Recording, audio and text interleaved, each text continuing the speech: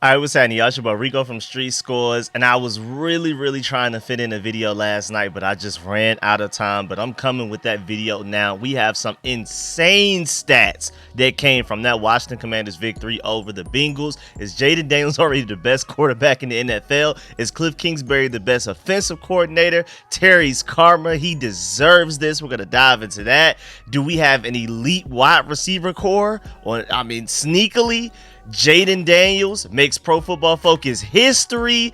Madden is hating on Jayden, and we have a few broken narratives as well. The Commanders went out there and broke a few narratives that people have been holding over their heads since this off season, since the past few years. We went out there and broke those. We're going to dive into what those are, but before we do, make sure you stiff arm that like button, stiff arm the subscription button, and stiff arm the bell next to that subscription button so you get notification each and every time I release an informative and opinionated video just like this one. Make sure you stay tuned for all of the content, man. I really appreciate y'all for all of the support. Of course, I will be live streaming this upcoming Cardinals game. Let's go beat them to move to 3-1 and show the NFL that we are serious. And of course, I'm working on some film sessions that are exclusive to the channel members before we get to that Cardinals game. I know I got my Georgia Bulldog game tonight, but I'm gonna try to squeeze out another video for the public and then hopefully 2 film sessions before we play the Cardinals by 4 p.m. tomorrow. So make sure you stay tuned, pull up for that live stream and everything. But instead of wasting more of y'all time, let's go ahead and dive into this video, man. Let's get it. Adam.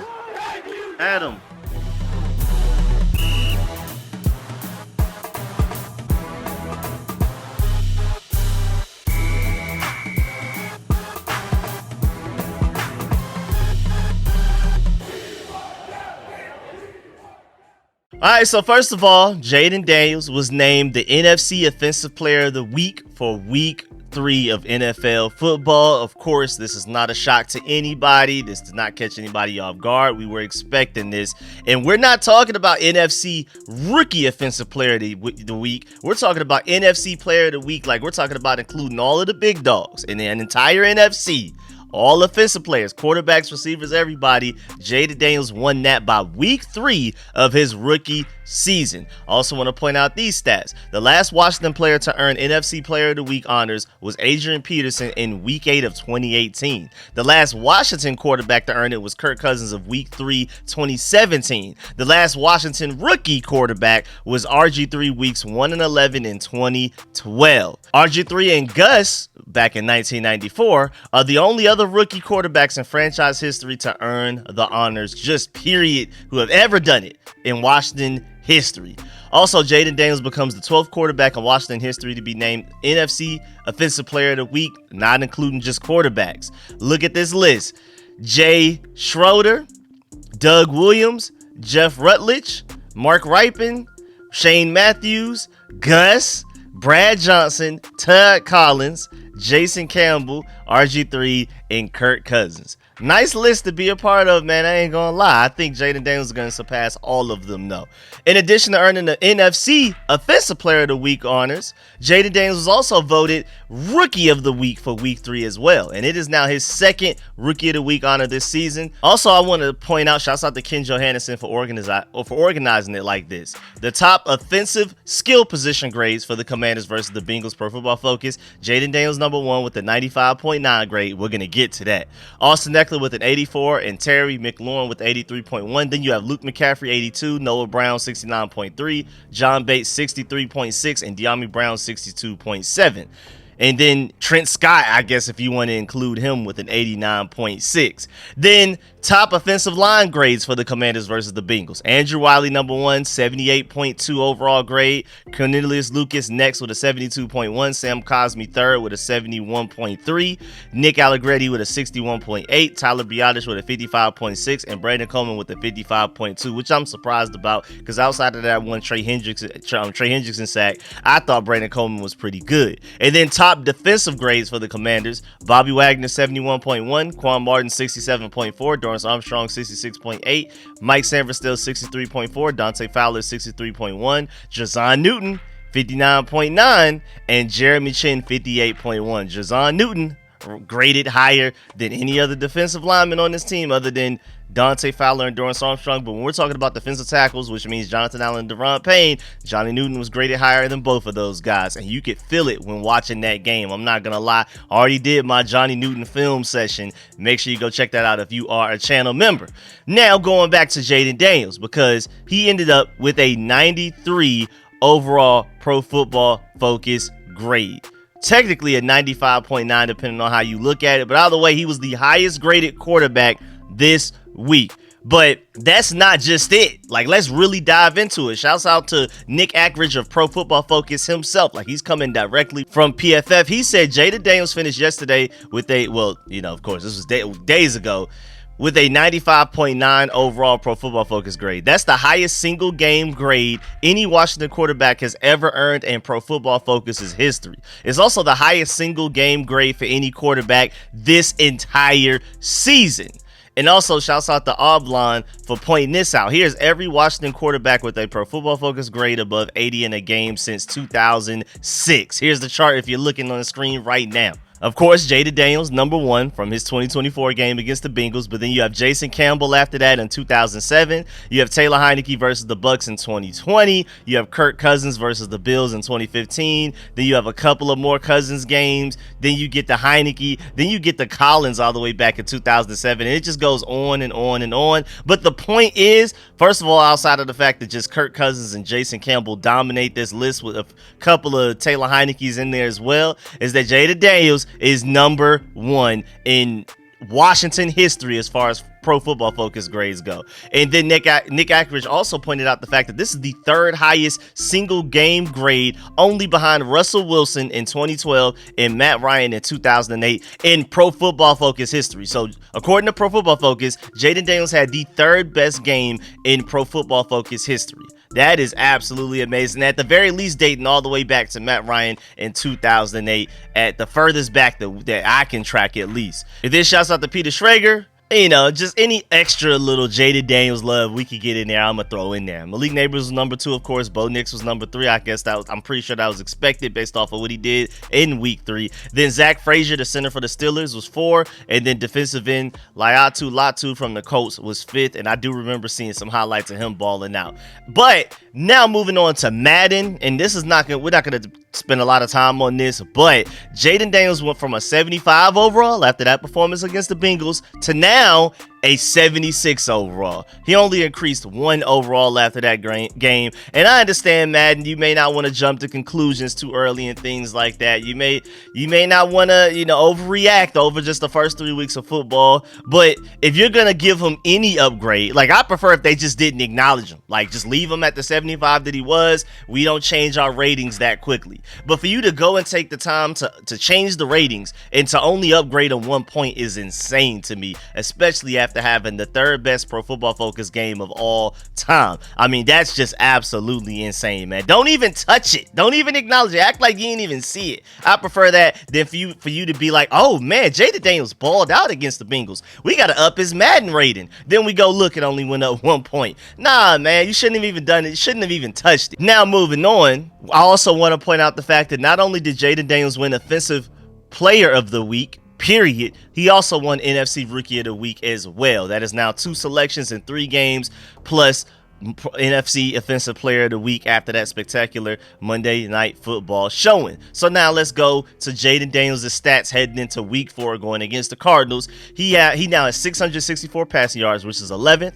He has a 67.9 QBR, which is 7th, a 111.8 passer rating, which is 4th, and an 80.3 completion percentage, which is 1st. That's among all of the quarterbacks in the entire NFL through 3 weeks of football. Also, Jayden Daniels is 18 of 27, 67% throwing to the sticks this season. The league average is 51%. Again, Jayden Daniels is 67%. I don't think y'all are understanding how well he's played these first 3 weeks. And also, Jayden Daniels is 5 for 5 for 43 yards on throws on the run in that Bengals game. So whenever he took off and he kept his eyes up and like, the first 2 weeks he would scramble and then he would run all the way. He would put his eyes down. He wouldn't be looking to throw the ball anymore once he started scrambling. Now that he's starting to look up while scrambling, he is deadly. Again, 5 for 5 for 43 yards throwing whenever he looked up and throwing on the run.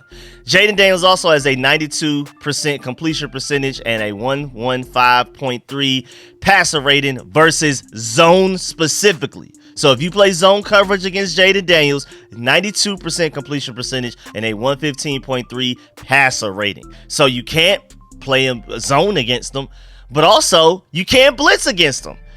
Versus the blitz, 34 dropbacks, he's 17 of 23 passing, 73.9%, 204 yards, 2 touchdowns, 0 interceptions, a 129.3 passer rating, 5 sacks, 33 yards, 6 scrambles for 62 yards rushing. I know a lot of people were giving the Bengals criticism for not blitzing until going into late into the game, but I mean, look at those numbers. You can't blitz Jayden Daniels. They understood that when you blitz Jayden Daniels, he's arguably at his best. So when you hear those stats, basically all I'm hearing is that you can't blitz him, nor can you play zone against him. So what can you do? Because if you play man against him, that means your corners are not looking at Jayden Daniels potentially scrambling, which means he can eat up defenses. So with his legs, I don't know what you do against a guy like Jayden Daniels, and it's so beautiful as a Commanders fan. Mitch Tisler also said on his podcast with JP Finley, the Beltway podcast, that Jayden Daniels completed passes to 8 different guys in that game against the Bengals, including a backup tackle. I feel like that needs to be acknowledged. Also, through 3 games, Washington quarterback Jayden Daniels is number 1 in the NFL in completion percentage among those with an average of at least 14 attempts per game at 80.3%. I just really want to point that out. He also has 0 interceptions right now. Really wanted to point that out just again.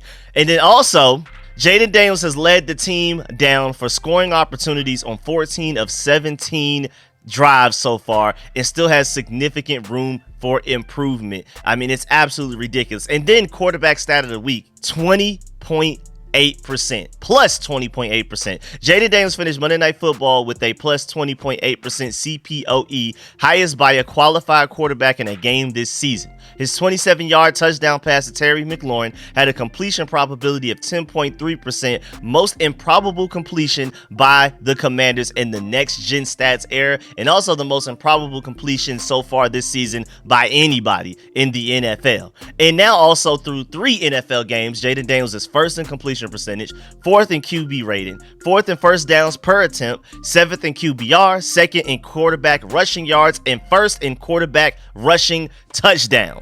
Jayden Daniels also through three weeks so far, CPOE plus EPA, 2nd. Adjusted EPA per play, 2nd. EPA per play, 2nd. And an SR percentage, 2nd.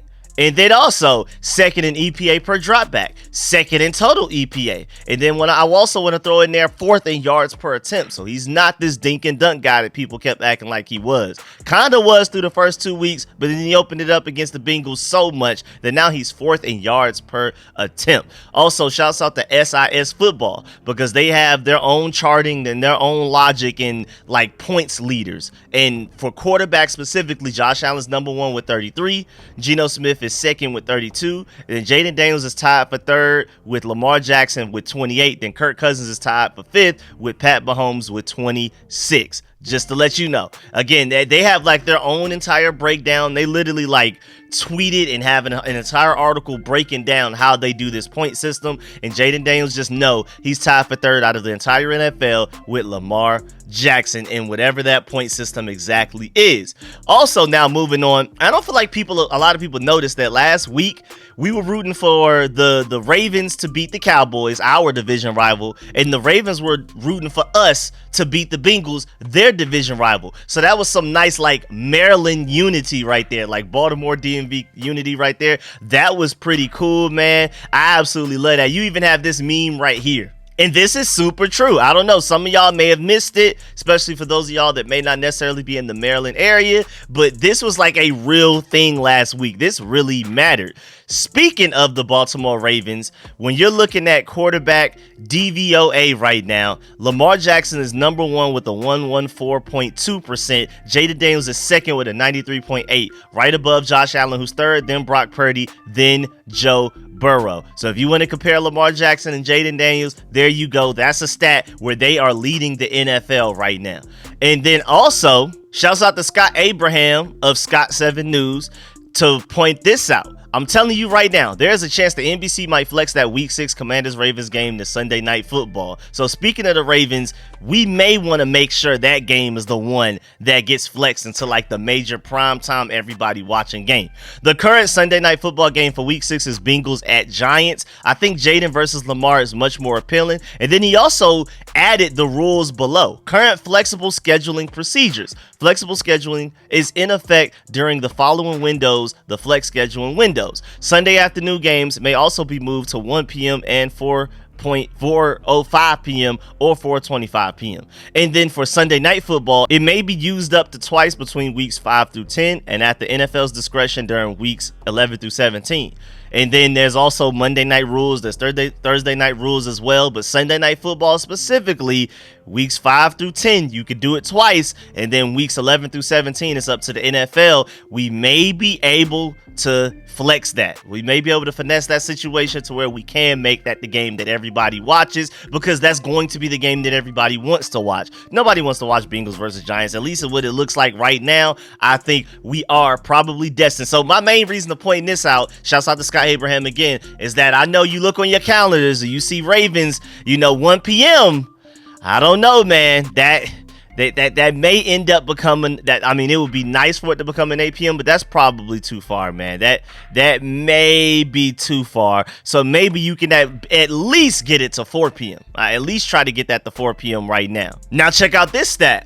A look at the quarterbacks, and this is according to Next Gen Stats, with the highest drop back success rate through the first 3 weeks of the 2024 NFL season. Josh Allen, number one with a 61.9%. Jayden Daniels, second with a 56.7% above Aaron Rodgers, then Geno Smith, then Kyler Murray. Which, first of all, lets me know that, we're about to be in a shootout against the Cardinals at 4 p.m. on Sunday. Again, I will be live streaming that. But Jayden Daniels is second in the NFL at drop back success rate, only behind Josh Allen, who's right now your MVP. Speaking of MVP right now, look at this chart. Quarterback EPA per play leaders in the 2024 NFL season. Of course, Bryce Young is dead last. I don't want to harp on that too much because there's no use in beating him down while he's already down.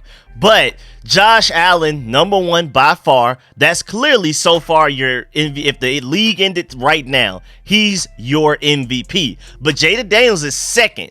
So if the league ended right now, he would be by far your offensive rookie of the year, easily right now. And then I also want to point out the fact that my dog Malik Willis is number 4. You know what I'm saying? That's Westlake High School's finest right there, man. You know what I'm saying? I've been with him the whole way, man, and I'm just so happy to see him thriving for Green Bay. I'm pretty sure when Jordan Love comes back healthy, they're just gonna throw him back out there. But my boy Malik Willis, see what a difference in coaching can do for a quarterback, man. Loving what I'm seeing. But again, most importantly, Jayden Daniels of my Commanders is second out of the entire NFL, but my boy Malik Willis is right there fourth. So right now, two of the 4 top quarterbacks are guys that I'm rooting for heavily right now. Also, some more charts. We're looking at 2024 quarterback efficiency through EPA per play and Pro Football Focus offensive grading right now, and Jayden Daniels is up there at the top right. Any of these charts, if Jayden Daniels is towards the top right, he's doing something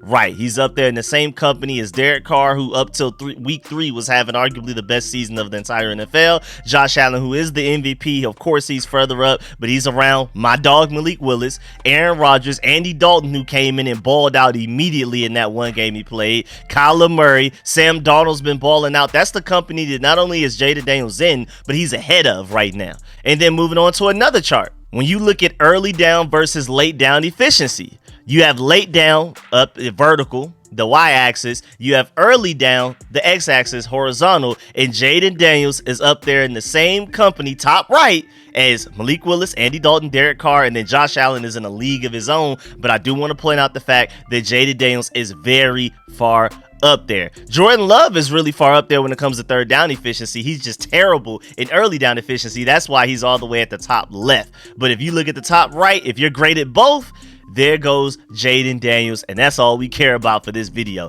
Also moving on, per Douglas Clawson of CBS, the Commanders have scored on every possession excluding kneel downs the past 2 games, which is a 1 in 1,700,000 feet. Look at this graphic right here. Jayden Daniels did this in 3 starts. Tom Brady, Drew Brees, Peyton Manning, and Pat Mahomes have 2 combined, including the playoffs, 1,094 starts. So Jayden Daniels has done something in 3 starts that Tom Brady, Pat Mahomes, Drew Brees, and Peyton Manning have been able to do in 1,094 starts combined, y'all. This is elite level stuff, dog. I don't think people understand how ridiculous this offense is right now, and we better enjoy it, even though I think it's only going to get better. Maybe not necessarily statistically, but I expect these guys to continue improving. I'm really excited about the future of this team.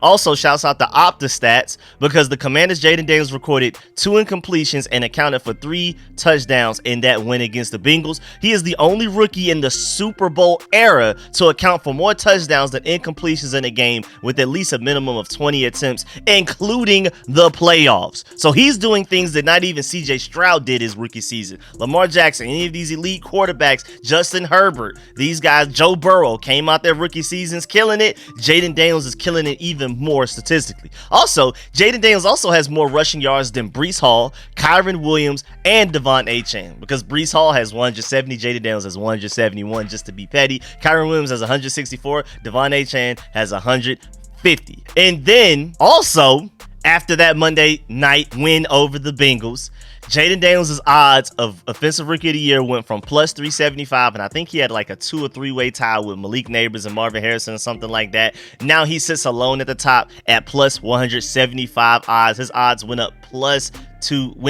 basically went down plus 200. So shouts out to him, man. He is now easily the favorite to win Offensive Rookie of the Year. And if you're looking at it through this betting site right here, you can see Jayden Daniels 150, Malik Neighbors 250, Marvin Harrison plus 350, and now Caleb Williams, who was number 1, and they were trying to cling on to it for a little while, is now plus 650 all the way down there in 4th place, and then everybody else is too far to even really matter. If Jayden Daniels keeps up with what he's doing, nobody's going to be able to catch him. He has Offensive Rookie of the Year on lock, but again, it's only been 3 weeks of the season, so he still has to go out there and ball out. It's not an award that you hand out after only 3 weeks. But I also do want to point out the fact that I'm not sure a lot of people have noticed, but Jayden Daniels does not wear a wristband for this Kliff Kingsbury offense right now. I really, really want people to like sit back and think about all of that's why I gave you all of the stats first. I wanted to make sure I saved that for last in the Jayden Daniels part of this video,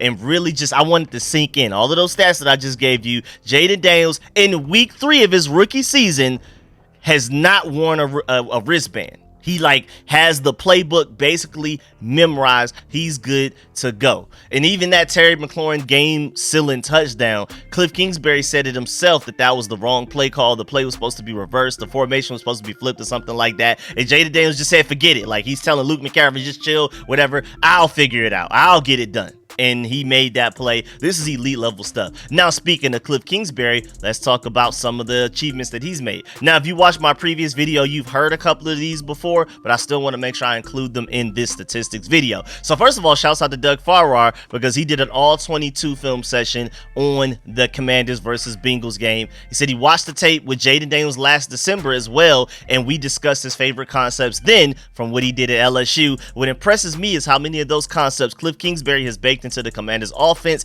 and you see how Daniels is thriving because of it. So we got to give Kliff Kingsbury his salute just off of the fact that he saw what Jayden Daniels loved to do at LSU and then humbled himself, and instead of forcing the quarterback to do what he wants to do, he blended it very well to the point that Kliff Kingsbury is running some of his offensive things. He brought over some things that Jayden Daniels had success with in college, because why not? I feel like that's just so obvious, but a lot of offensive coordinators just, I don't know, I guess they have too big of an ego though they have too much pride, they don't do that. I still don't understand why. But then I also want to throw in the fact that you also see some Bobby Johnson influence from some of the plays that the Giants ran last year. He's our offensive lines coach now. You see Brian Johnson, that he used to be the offensive coordinator of the Eagles last year. You see some of the things that Jalen Hurts ran last year with the Eagles in this offense. You see so many influences all over the place, and I'm pretty sure Anthony Lynn has had an impact as well. So I just love how Kliff Kingsbury is basically orchestrating this beautiful blend of offense right now from so many different people. But most importantly, watching the LSU tape and being like, all right, Jayden Daniels, that worked for him in college. Let's try to make that work for him at the NFL level, and it's working beautifully. Now, let's dive into how well that's working. We're going to get to some stats, but before we do, I also want to point out how Shield Kapadia said, as for the Bengals, they just produced the best offensive performance of the season in terms of EPA per drive and success rate, and still lost. They didn't punt or turn it over. 7 possessions, 4 touchdowns, 2 field goals, 1 missed field goal. On the season, the Bengals offense is 4th in EPA per drive and 1st in success rate, and they are 0-3. I wanted to point all of that out to say that the Bengals put up those offensive numbers, and Kliff Kingsbury out-offensed that. Like, his offense out-offense that elite offense. I just want to put it into perspective. So now let's dive into the stats. First of all, the Commanders have now scored the most offensive points in the first half since 2018 in franchise, like for the Commanders franchise specifically. They've also scored on every drive in the last 2 games, excluding kneel downs. Only team to do that since at least 2000 to score on every drive in multiple games, let alone 2 in a row, again, which is the first time in the Super Bowl era. And then this is the first team in the Super Bowl era to have back-to-back games with 0 turnovers and 0 points, the point that I just made. Now moving on. Now if you look at this chart right here, vertically, you have defensive EPA per play. How efficient is your defense? Up and down, higher, better, lower, worse. And then horizontally, left to right, x-axis, you have offensive EPA per drive. And so when you're looking at this chart, the Commanders have the most efficient offense per drive, but the worst defense per drive. Kliff Kingsbury is basically having to carry this team on his back right now, but we're going to look at some defensive things later, so stay tuned for that. That's going to be at the end of the video. You may be a little shocked, but we'll see. And then you have EPA per play on this next chart, and basically same result. Instead, like when it was EPA per drive, the Commanders offense was number 1. When it's EPA per play, the Commanders offense is number 2. But same thing defensively, the worst in the NFL there as well. Again, Kliff Kingsbury is carrying this team. Then let's switch it to defensive series conversion rate versus offensive series conversion rate. You guessed it, Commanders bottom right, best in the NFL offensively by far, and then the worst in the NFL defensively by far. I mean, that's just terrible, man. And then also moving on to this chart, which I find really interesting, man. This one is crazy. Just to show you how the Washington Commanders literally have the best offense in the NFL right now. First of all, first down percentage, we're number 1 in the NFL at 74%. We're the only team in the NFL with no red all the way to the right because we have no turnovers at all. And then we have the lowest punt percentage at 4% as well. I mean, this is elite level stuff. Now, when you look at the touchdowns, which matter the most, what are we, like 4th or something like that? Maybe 5th, which isn't bad, still great. But when it comes to first down percentage, when it comes to not punting, and when it comes to not committing turnovers, we are number 1 in the NFL in all 3 of those categories. And I feel like this chart does a great job of showing that. Now, how about stats? Let's talk numbers. Kliff Kingsbury's offensive ranks through 3 weeks so far. 1st in EPA per rush, 2nd in EPA per play, 3rd in rushing touchdowns, 5th in points per game, 5th in rushing yards per game, 5th in rushing yards over expected, 5th in YBC per attempt, and 6th in total yards per game. And then also, before we leave Kliff Kingsbury, I want to point out the fact that Brian Robinson played 76% of snaps, and that's only the 2nd time in his career that he's gone over 70%, but I feel like the Austin Eckler injury led to that. Also, Cornelius Lucas played 30 snaps. That was only 1 more snap than Brandon Coleman, who played 29, and that's been getting closer and closer every week. Week 1, Cornelius Lucas almost like doubled Brandon Coleman in snaps. Then week 2, he got a little bit closer, and then week 3, only 1 snap away. Brandon Coleman, just based on that trajectory, may play more snaps than Cornelius Lucas in this upcoming game against the Cardinals. And then lastly, another snap thing that I want to point out is that Noah Brown played the 2nd most snaps out of any wide receiver by a wide margin. Remember, week 1, he didn't play at all. Week 2, he played the least amount of snaps by any receiver by a wide margin. And then now, outside of Terry McLaurin, he played the most snaps by a wide margin. So just like Cornelius Lucas, how we could expect him based on this trajectory to end up playing more and more snaps as we go on, Noah Brown is also on that same trajectory. He is your wide receiver 2, at least by snap percentages. And by week 3, didn't play week 1, and by week 3, he's already your wide receiver playing the second most snaps. I love it. And now, speaking of receivers, we got to acknowledge Terry McLaurin, man. And we got to start with this graphic first of all, man. I mean, what he's been through, like I said before the intro, this is Terry McLaurin's karma, dog. If anybody deserves Jayden Daniels, it is Terry McLaurin, because the fact that he's never complained, the fact that he's complimented and upped every single one of these quarterbacks that's been here and just acted like, at least out loud to the media, that quarterback gives him a chance to win and things like that. He's been like the ultimate PR guy, the ultimate gentleman, classy guy. I respect it, man. He deserves Jayden Daniels more than anybody else, man. Also, Terry McLaurin said that he called his shot. That game-sealing 27-yard touchdown, he said that he asked Kliff Kingsbury to run that play, and then Jayden Daniels threw the dime, of course, but Terry McLaurin was the one that basically asked for that play to be called, and for Kliff Kingsbury to trust him that much, Jayden Daniels to trust him that much, especially Jayden Daniels to take a hit like that, to be able to do that play call for Terry McLaurin to complete that pass and score that touchdown was just insane stuff. So this team already trusts each other that much 3 weeks into the season. Imagine how great we can be moving forward, man. I felt like that was a really important part of context to that Bengals game, that Bengals victory, that Terry McLaurin was the one that asked for that play. I also want to point out the fact that Terry McLaurin was on the right side of that play. He's been on the left side of the formation like 90% of the time, so maybe that caught the Bengals off guard a little bit. Also, Terry McLaurin recorded the 16th fastest speed of the season on his 55-yard reception. That was 20.72 miles per hour that he ended up reaching as a top speed to catch that pass. No wonder Cam Taylor-Britt couldn't keep up there. And then also, look at week 3 separation report by Pro Football Focus. Look at Terry McLaurin and Luke McCaffrey right there in the top 10, firmly in the top 10. Terry McLaurin, 12 opportunities, snaps with separation, 9 of them 75%, and then Luke McCaffrey, 8 opportunities, separation, and 6 of them 75% as well. So you can argue that Terry McLaurin and Luke McCaffrey are top 10 separators, at least from week 3. But I told y'all going into that week 3 game that Luke McCaffrey was a top 8 separator in the NFL. So this is just a continuing trend for him. I think firmly we know Terry McLaurin's your 1 and Noah Brown's your 2. Luke McCaffrey is your 3, man. I think we're seeing that. I said this weeks ago that eventually there's going to become a chasm between those 3 guys and everybody else in this receiver room, and it's starting to form even sooner than I thought. Then also I want to point out the fact that Noah Brown currently has the highest catch rate over expected at 28.1% in the NFL.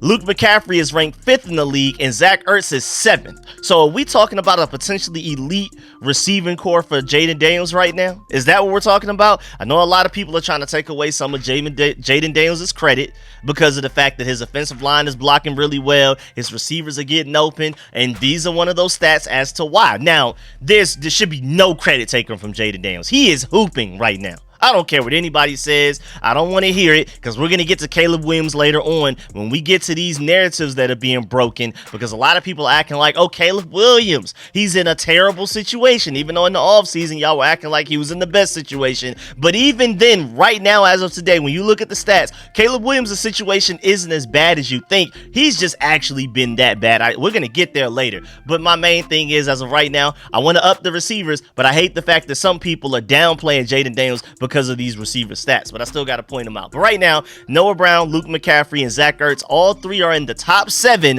of highest catch rate over expected right now in the NFL, which is elite level stuff. Whereas in comparison, just real quick, I don't want to spend too much time on it, but Jahan Dotson has just a 27.5% win rate on his routes this season, ranking him 104th in the NFL. Through 50 routes, he has 2 targets, 1 reception, 6 yards. Not 60, 6 yards. My fault. That is absolutely insane, man. I kind of feel sorry for him, but thank goodness that is not our problem anymore. Also, Jahan Dotson, 94 routes, only 4 targets. A former first rounder is being targeted on a league low 4.2% of his routes. So he's out there.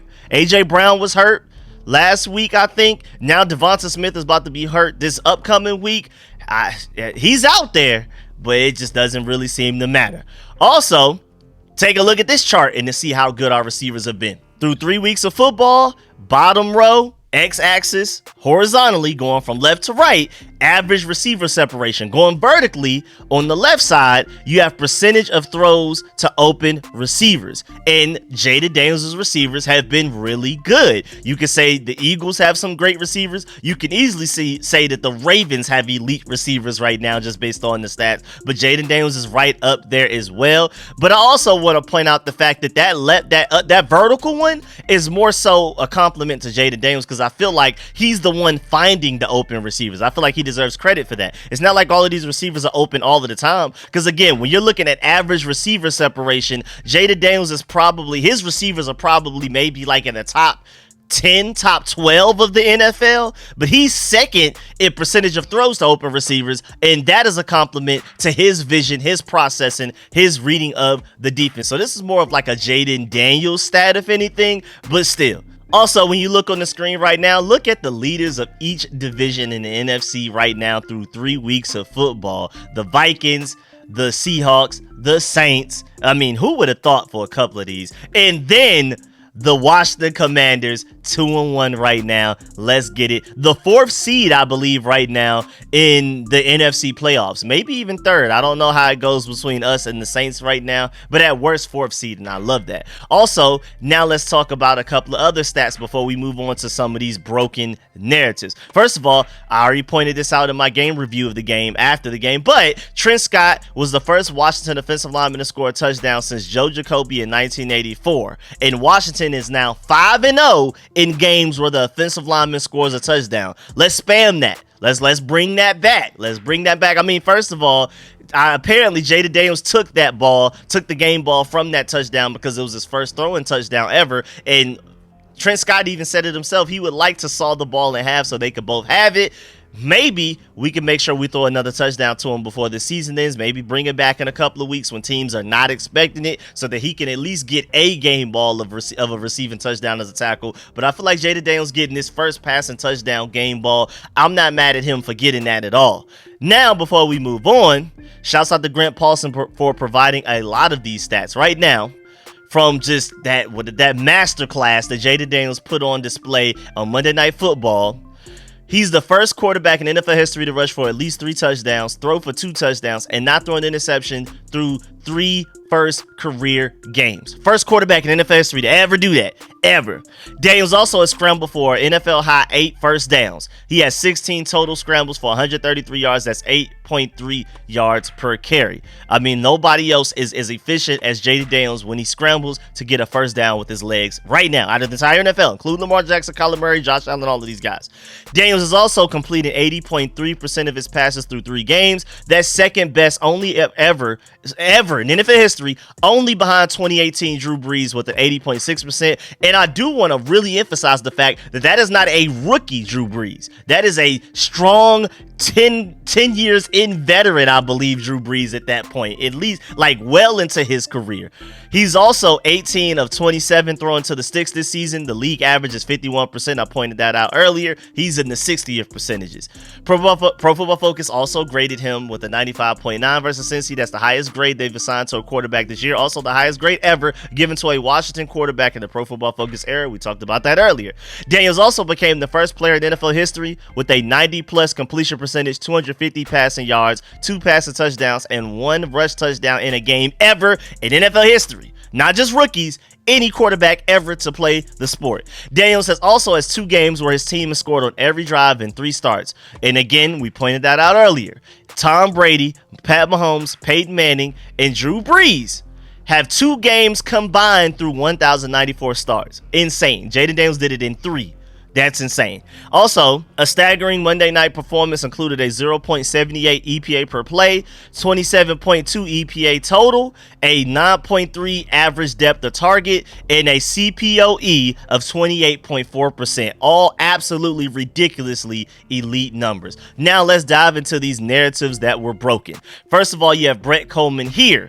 He said, and this was his own tweet. One of the only real criticism of Jayden Daniels coming out was how he was very reliant on fades and how he didn't really look over the middle of the field as well as others in the class. And yet, as a rookie so far, when targeted in between the numbers between the 10 to 25 yards, he's 9 of 12, 75%, 164 yards, which is 7th, 13.7 yards per attempt at 4th, 116.7 on rating, which is 4th, and 0 turnover worthy plays. That's out of the entire NFL, not the rookie class, the entire NFL. He's 7th, 4th, and number 1 in 0 turnover worthy plays. And then he also added, he still doesn't pull the trigger sometimes when I think it's there, but so far he has been much better at working that area consistently. I mean, he's even thrown twice as many passes in that area as he attempted fades so far, which is about the inverse of what he did in college. Pretty cool development there. So Jayden Daniels breaking the narrative that he can't throw over the field and all he throws is fade routes. He's already broken that at the NFL level. Also want to point out the fact that Jayden Daniels never, that 55-yard through the air throw to Terry McLaurin, that deep bomb, that is already more air yards on a throw that Jayden Daniels ever threw his entire time at LSU. Ever. So already within 3 weeks in the NFL, he's thrown his furthest pass through the air than he's ever thrown in his entire life, I'm assuming, because he didn't even do it at LSU, which is crazy. Now moving on to another narrative that was broken so far through these first 3 weeks, especially in that Bengals game. Kliff Kingsbury and the Commanders offense ran the ball on first down 6 straight times to start the game. Something the number nerds hate. Shouts out to Chris Russell for this one. Then on the 7th first down play, they threw the ball and it was incomplete to Terry McLaurin, that deep ball where he completely missed them. And then the 8th play, how about we went right back to the run and it was an Austin Eckler 24-yard touchdown run. I absolutely love it, man. So all of those stats guys that only believe in stats, they are scrambling right now. They don't know what to think. Their brains are on fire. How is this possible? Also, continuing with Chris Russell, on the season, the Commanders have run 83 first down plays and have run 51 times to 32 passes. Obviously, all aren't called runs because scrambles and quarterback runs are often called passes. Overall, Washington has run the ball on 20 of 25 first down attempts, including kneel downs versus the Bengals. I just want to point that out. We are a run-first team. We're going to come back to that a little later. How about another narrative that the Bengals are just this terrible defense? Of course, Jayden Daniels chewed them up. They're a bad defense. They can't stop anybody. Shouts out to Shane Peacher at Peach Omania on Twitter for pointing this out. We are not going to play this hindsight BS. Point underdogs, and because we played awesomely offensively, now the Bengals defense sucks. They held Mahomes in check the week before. Daniels just played a hell of a game, and that's all it was. Because look on the screen right now. Versus the same exact defense, and we're not even talking about like Jayden Daniels played them week 8. While Pat Mahomes played in week 2, so this could be a completely different Bengals defense that has better chemistry. No! Week 2 to week 3, back-to-back weeks, Pat Mahomes, 151 yards with 2 touchdowns. Jayden Daniels, 254 yards with 2 touchdowns, with a way better completion percentage as well. Or even if you want to look at it like this, Mahomes versus Cincinnati, 180 total yards, 2 touchdowns, 2 interceptions, 72, matter of fact, we're going to go bar for bar. 180 yards, total yards, compared to Jayden Daniels' 293. Back to Pat Mahomes, 2 touchdowns total to Jayden Daniels' 3. How about 2 interceptions for Pat Mahomes, 0 for Jayden Daniels? How about completion percentage, 72% for Pat Mahomes, 91.3% for Jayden Daniels?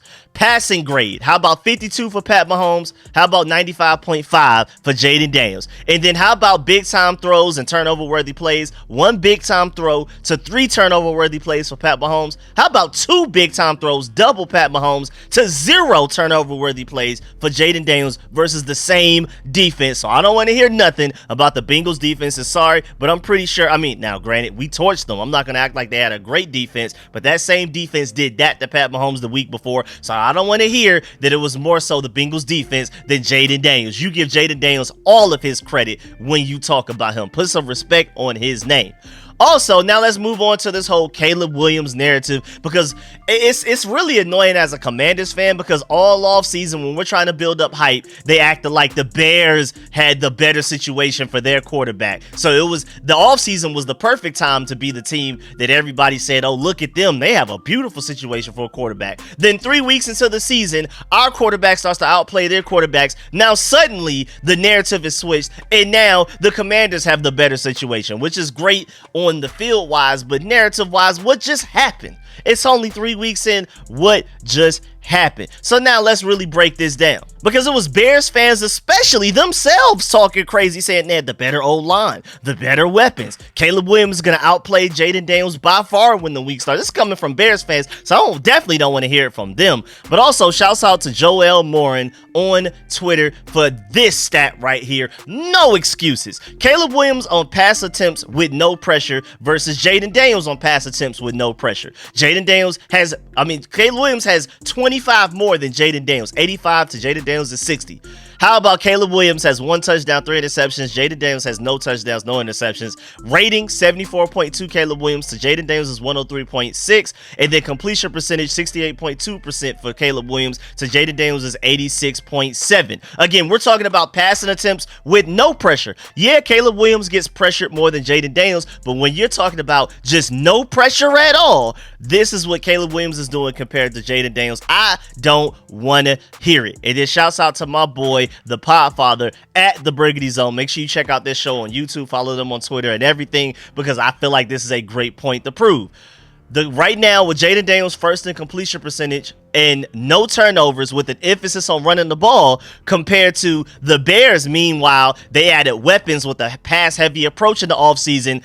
And then I added to this that, I mean, it's almost as if a strong run game is a quarterback's best friend, huh? Especially a rookie quarterback. You know, the Bears wanted to go with this pass-heavy approach. We're going to get them all of these weapons and things like that. And then in complete inverse, the Commanders decided, well, we're just going to run the ball a lot. They tried to get them weapons. They drafted Luke McCaffrey. They signed Noah Brown, but it's not like we went Keenan Allen, Rome Odunze, and DJ Moore route. So, I mean, yeah, they have the better receivers, obviously, at least on paper, but we decided, hey, let's focus on this run game. Let's focus on this offensive line. The Bengals focused on weapons, and now look at the contrast and differences in how the rookies are performing. So I don't want to hear none of it at all. Also, another narrative that was broken, looking at this chart right now, the Commanders have been known to be terrible on 3rd and 4th downs. Now, we know most of that is defensively, but even offensively right now, when you're looking at run EPA and passing EPA, and again, this is offensive efficiency on 3rd and 4th down so far this season,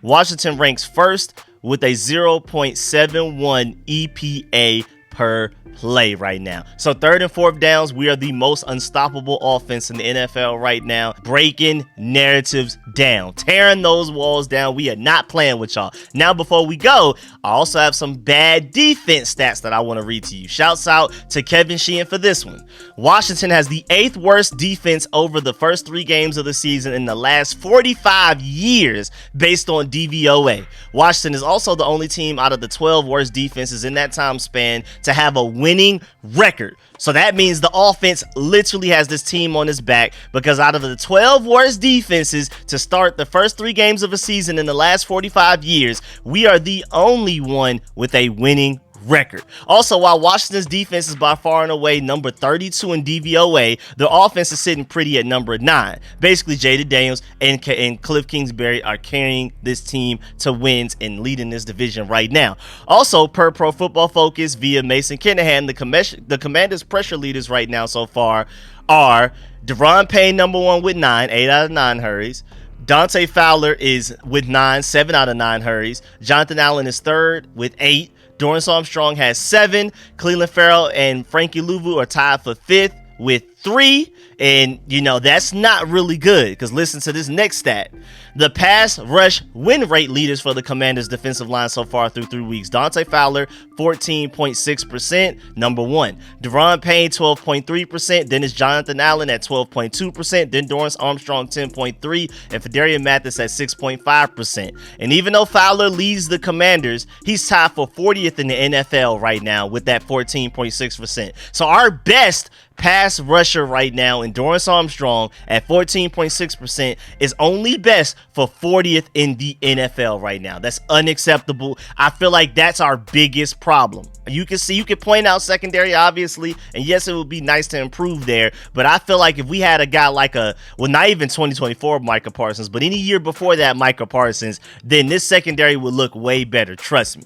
And then, now moving on to the offensive line, because we have to shout them out. We shouted out Jayden Daniels, shouted out Kliff Kingsbury, we shouted out the running backs a little bit, and then we shouted out the receivers as well. Now the offensive line, I talked about this in another video, but just week 3 specifically, Nick Allegretti was the third best pass blocking guard in the entire NFL with an 87.8 pass block grade. Samuel Cosmi was 12th with an 82.1. So week 3 against the Bengals, we had 2 of the top 12 pass blocking guards in the NFL. Again, Nick Allegretti was 3rd, but we don't just stop there. Tyler Biadasz ranks 5th among all offensive linemen right now through the entire NFL across all offensive line positions. We're talking about tackle, guard, center, all of them. In blocking efficiency, he's 5th in pass blocking efficiency out of the entire NFL according to Pro Football Focus. Also, going back to the defense, shouts out to Nick Ackridge of Pro Football Focus for pointing this out, and I've been talking about this in several videos.